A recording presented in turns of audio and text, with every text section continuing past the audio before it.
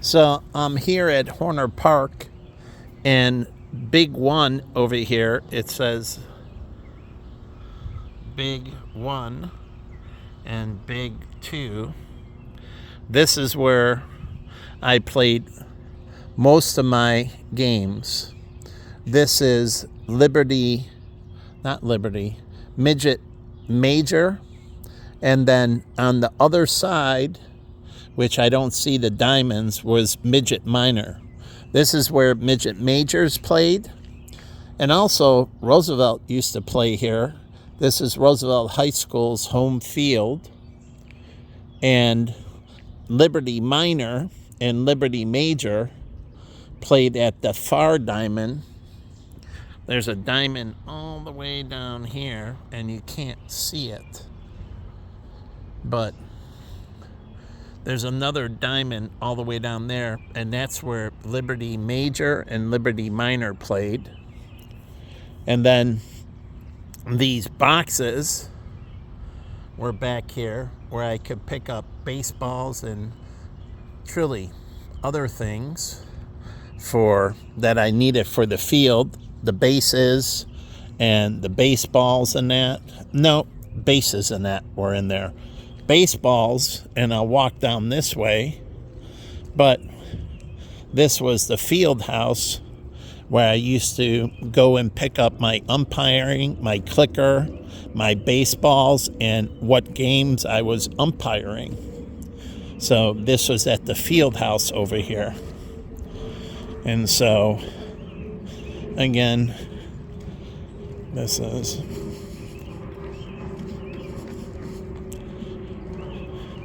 the field house, so you can see it. And then this diamonds down here, these were for the little kids, like T-ball. So I don't know what was under Midget Minors, because I didn't start playing until Midget Minors.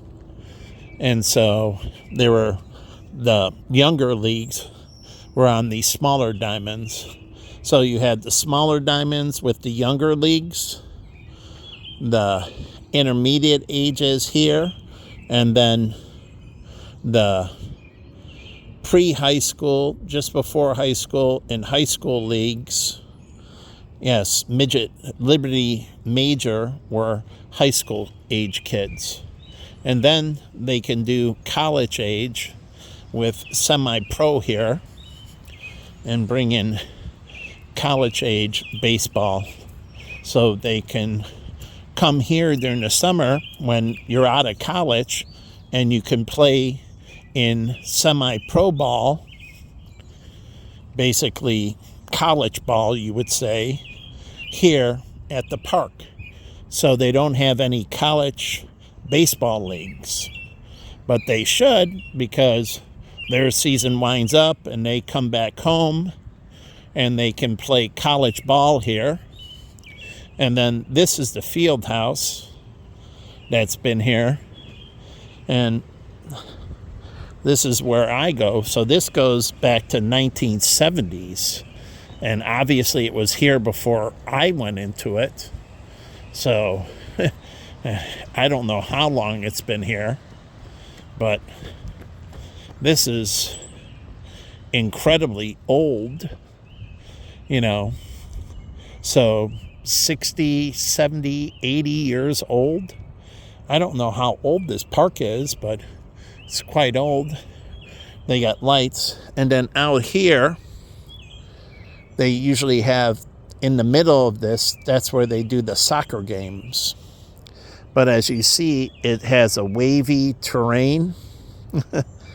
And so it's not the greatest for soccer fields. But they have the tennis courts. And Chicago Sports and Social, they pay the park district to lease these to run their leagues. So it's a private public, like Chicago Area Runners Association. They need to start getting permits for their running groups and pay the city to use the service. But you can start tennis leagues like Chicago social, they can start tennis leagues, and they can rent the courts from the city, so they get a permit for those times, and the public knows.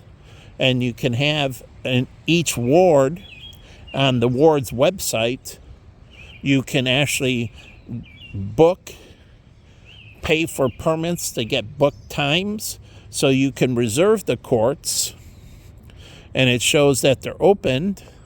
And if you want to reserve them in advance, then you can reserve them in advance. And if you want to just wait when it's open and reserve it last minute, then it could be free. But any advanced reserving, you would pay for. And the further in advance you reserve, the more you pay. Time value of money. So it doesn't get cheaper, it gets more expensive to reserve further out. So again, it's a inverse. So if you want to reserve for a year from now, you would pay more for to set it aside from a year from now. But if you're willing to do last minute, like airlines, then if you're willing to fly last second, then you get it for its cheapest. So Chicago Social would have to pay a higher fee for their leagues they do annually, and they have to book out, so they have to pay a little bit more. So it generates money that goes into the park district to take care of the parks. So they can have their own park district leagues, and they can have private leagues as well in the parks. And so, attention, this path will be closed to the public on Saturday, June 13th for a 5K river run participation race. Will be, okay. So here, they pay for closing down the trail so they can run their thing. So that brings from private into the park district's fund to maintain the parks. And since they're paying, they would be aware and should have a private part on the board that oversees the park districts with Friends of the Park. True. The business community with Friends of the Park, with the government agencies that oversee the park, to create this partnership. And they put in some more lighting systems. But again, I love coming to this park. And you can have flag football leagues. They can have, for seniors, you can do all kinds of yoga in the park. And, whatever. If they're going to buy a license to get it at a certain time, and then they're going to have to build up the business, and the park district can work with them to build out the entities to create the business, and that helps fund the park. And so, again, this park doesn't seem like it's taken care of well, the grass and everything. So I don't know, So is this particular focus doing this type of... So, again, they can focus on building things out correctly. And they have here some more nature. And down the thing...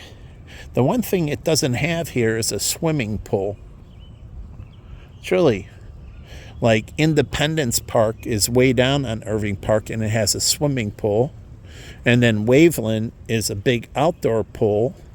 They have an ice arena, McFedrick's, that no one has. But they don't have a swimming complex. They're missing a swimming complex up here. So they could add an addition to the field house and add a swimming pool. I think the field house might have basketball courts. That's at the far end on Montrose. But adding a few more amenities to the park could, further add to, why people would want to move here. So they can bring in like Dolphin or others that can rent park district pools to do the swimming. There's no YMCA around here, and that's all the way down on Irving Park. And I think they have a pool. But again, they can build this out and they can enhance the community greatly. So, I don't know. I used to use this park, Independence Park, Waveland Park, and then Fredericks I went ice skating in, and then there's another park on the other side where there's another field house and a boys and girls club, and they have the carnival up there. The park district can do with mutual with the boys and girls club. They used to have a big carnival up there and it was to raise money for the boys and girls club, but they can do it as a joint venture and build out a better carnival. And so I used all these parks, and I lived on Elston and Irving, but I used the parks that were west of me and the parks that were far east of me. And so kids have to understand they got the Irving Park bus, and the Irving Park bus connects all these parks. So all you have to do is get your kid a bus pass, and if they want to go swimming, maybe not build a pool here, you hop on the bus, and it runs in the winter. Irving Park runs, I think, 24 hours a day. You hop on the bus on Irving Park, you take it down to Independence, and you can go in the wintertime indoor swimming. And then you get off and take the bus back up here if you live up here.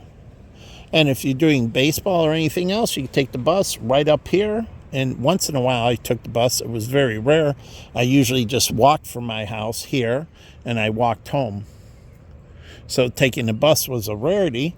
But again, you take the Irving Park bus straight up. You can take it up to Waveland Pool.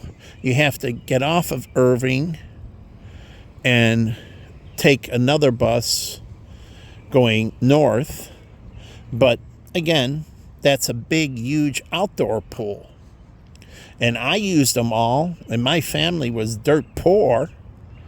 So real estate agents don't know this, and they don't set this up. But if you tell them, and if buses were kid-friendly, and that you could check in at the park districts so they know where your kids are, So, Horner Park Nature Trail.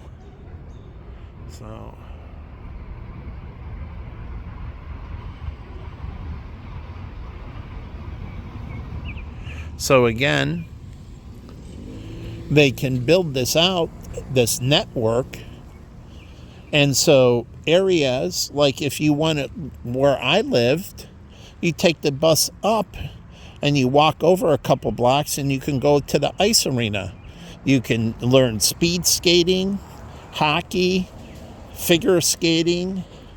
You can just free skate, ice skate.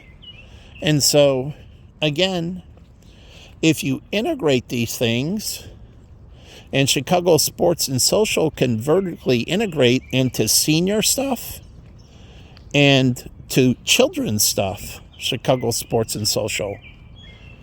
So they can vertically integrate and grow out, and they can replicate this model around the country and around the world. But they can integrate with the boys club and girls club, truly. And so, again, it can add incredible value, and the people here don't know that. They just hop on the bus, and they got all the pools they can use. and so on. And then they can take it back up, and it's not that long of a trip. 15-minute bus ride. And maybe Waveland Pool might take you 30 minutes.